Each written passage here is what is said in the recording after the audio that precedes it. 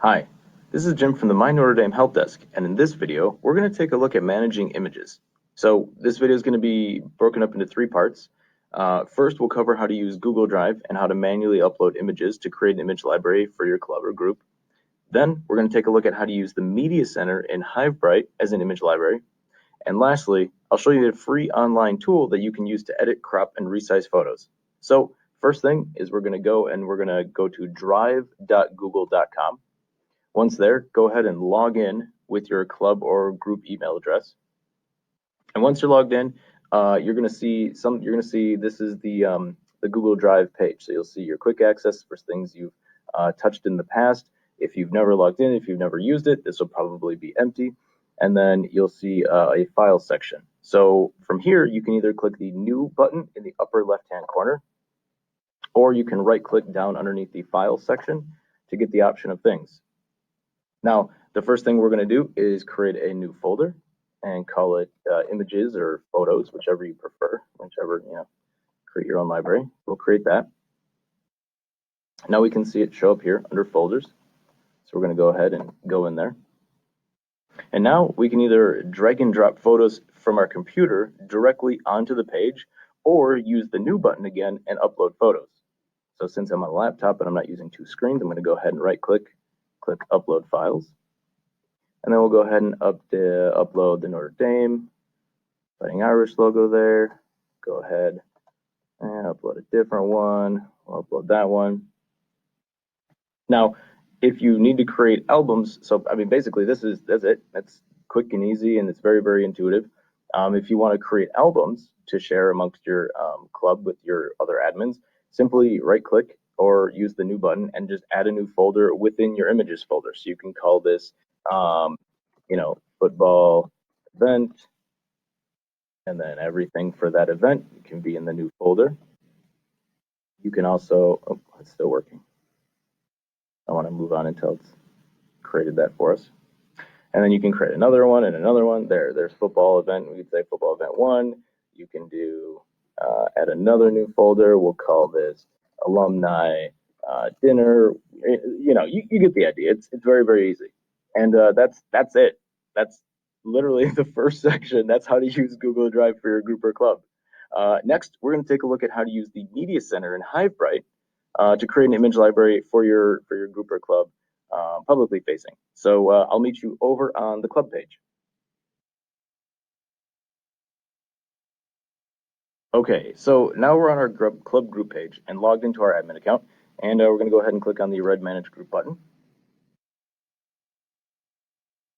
Once the page loads, we're going to go ahead and click on the Media Center tab at the top.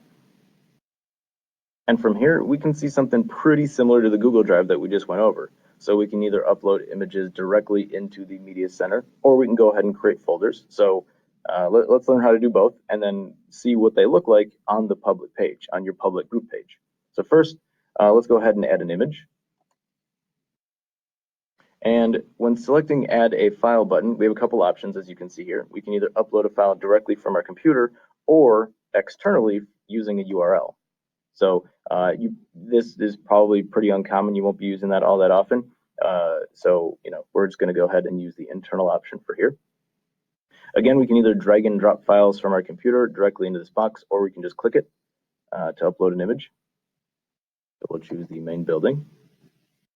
And once we see that bar hit 100% and this little white checkbox show up above the image that we just saw, then you'll know that it's been successfully uploaded. When we, let's just go ahead and add another one. We'll click back in there and we'll add the Golden Dome. Oh, a similar photo. Perfect. Okay, so that one's been uploaded as well. We'll go ahead and click Save. And now we can see both the images we just uploaded listed here. Next, we're going to go ahead and add a folder. So go ahead and click the Add Folder button and give it a name. Test Image Library. Description, Image Library for video. Okay, something like that. I'm entering the description isn't necessary, it's not required, but I'm just gonna add one just to show you where it shows up. All right, which is on the previous page. So when adding a folder, as you notice, we're automatically gonna be inside the folder. So we can go ahead and add a couple images inside of the folder. Same process as before. We'll add a couple here, a couple DiGiorno stuff. There we go. Those are ready. Press save. Now, one cool thing that you can do once you're inside an image folder, you can actually click on the little down arrow. You can actually, next to edit here, and you can select as cover. Now, what this is going to do is this is going to choose, lets you choose the image that'll be used for the folder thumbnail once you view it publicly. So we're going to say, all right, we want this square DiGiorno one, click set as cover. Once the page reloads, you're going to notice this little icon, this little graphic here, to signify that this image is the one that is the cover image now. And that's pretty much it. So now we can go ahead and close the settings tab and see what our new media center looks like. So we'll close that. We'll click on media center. And there we go. So you can see it's broken down into folders and files. The files are all the ones you just throw in the top level media center area, and the folders that you can create as many as you want. There's our DiGiorno cover image thumbnail that we uploaded. And then when we click into this folder, you can see the images we uploaded. So this would be useful for, obviously recommend creating multiple folders for each of your events or things you want to share with your group or your club. And but you could always just upload stuff directly as well in this file section. The one thing you will notice though is that the image names are saved.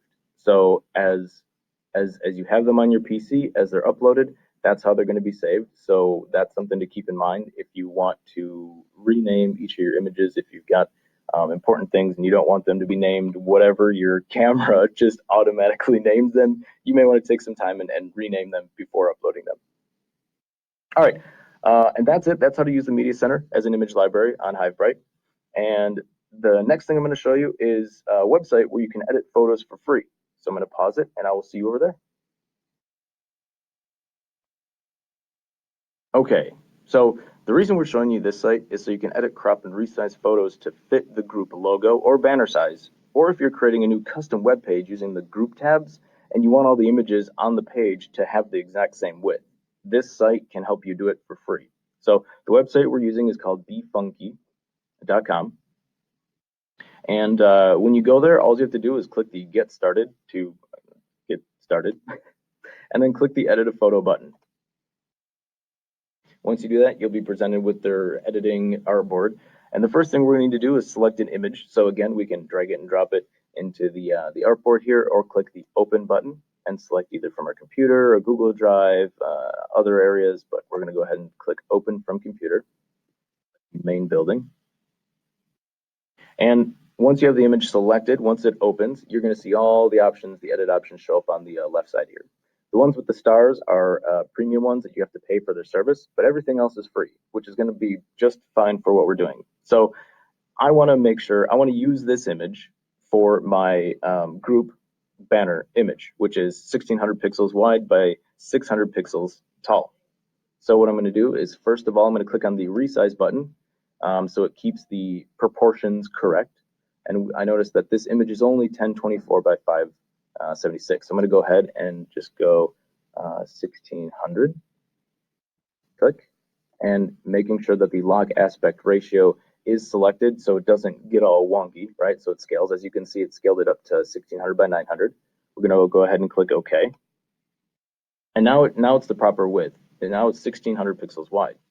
But we need to trim that down a little bit to get the 600 tall. So what I'm going to do is next I'm going to use the crop tool to crop that down. So this time I'm going to uncheck the lock aspect ratio.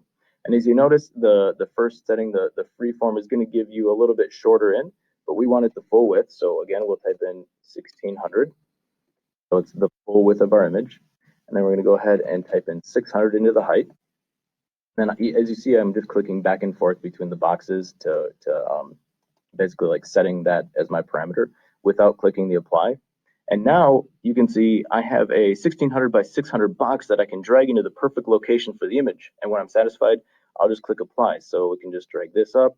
I'll say, here sounds good. All right, we'll just go all the way to the top. All right, click OK. And there we go. now it's been cropped, and we could essentially save it from here.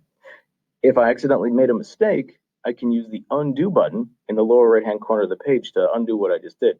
So down here you can see undo, you can see step forward. This reset button will reset the whole artboard. It basically just gets rid of the image, so I'm not going to do that. I'm just going to say, oh crap, well, it's a little bit too much sky for me. I'm going to click undo. Go back into crop, 1800 by 600, click OK. All right, well, I had a little bit too much sky last time. I want to get it right down a little lower there and click apply. That's much better. Okay, so once everything looks good, I can then go ahead and come up to the center and click save. Again, I'm going to save it to my computer. And from here, you can see we can change the file name to something different if we want. So this one's already got a size, so I'll just go ahead 16x600 so I know which one it is. Then we can choose either a JPEG, PNG, or PDF, as well as change the quality settings, which is going to change your size. So this is super, super useful. Most of the time, you're just going to crank it to 100% quality to have the highest quality possible. But if you're uploading an image to using like the logo or the banner, and it has to be under a certain file limit size. For example, if we needed to be under 500 KB, for example, we could drag this slider back down until we made it under 500. So it's a really, really cool, powerful tool that allows you to adjust the quality while also limiting the size of the file. And then once we're satisfied with that, we'll click save. Save it right here, same location. And that's it. So that was image management for My Indie 3, and we'll see you guys in the next one. Thanks for watching.